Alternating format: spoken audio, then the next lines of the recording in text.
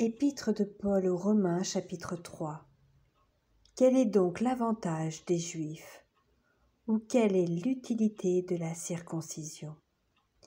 Il est grand de toute manière, et tout d'abord en ce que les oracles de Dieu leur ont été confiés.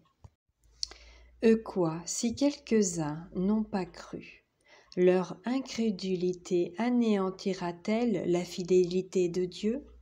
Loin de là, que Dieu au contraire soit reconnu pour vrai, et tout homme pour menteur, selon qu'il est écrit, afin que tu sois trouvé juste dans tes paroles, et que tu triomphes lorsqu'on te juge.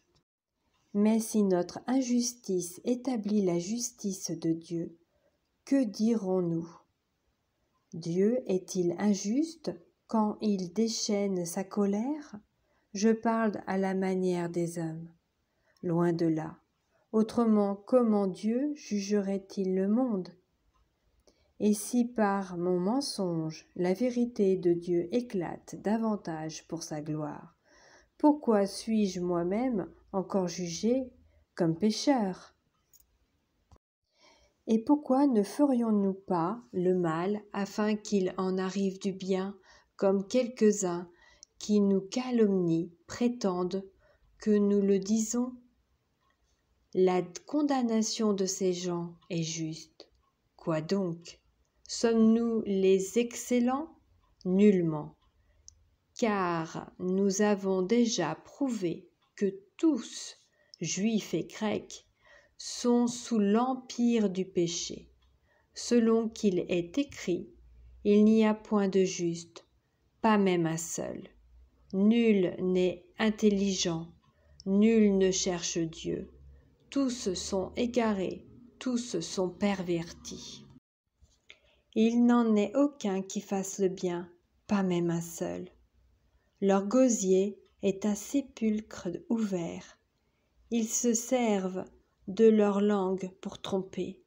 Ils ont sous leurs lèvres un venin d'aspic. Leur bouche est pleine de malédiction et d'amertume. Ils ont les pieds légers pour répandre le sang. La destruction et le malheur sont sur leur route. Ils ne connaissent pas le chemin de la paix. La crainte de Dieu n'est pas devant leurs yeux.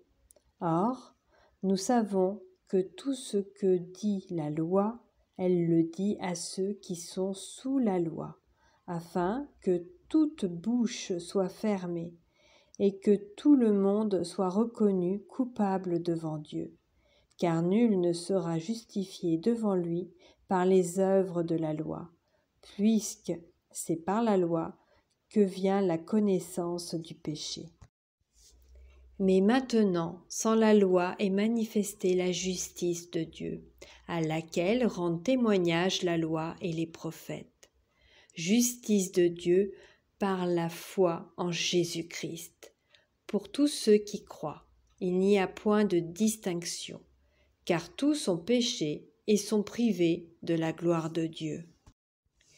Et ils sont gratuitement justifiés par sa grâce, par le moyen de la rédemption qui est en Jésus-Christ.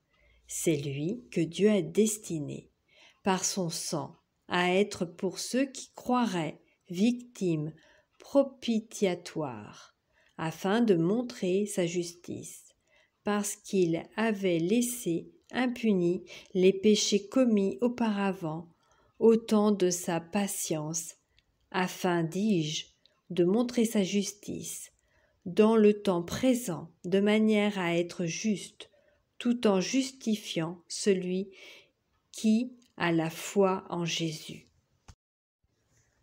Où donc est le sujet de se glorifier? Il est exclu. Par quelle loi? Par la loi des œuvres? Non, mais par la loi de la foi.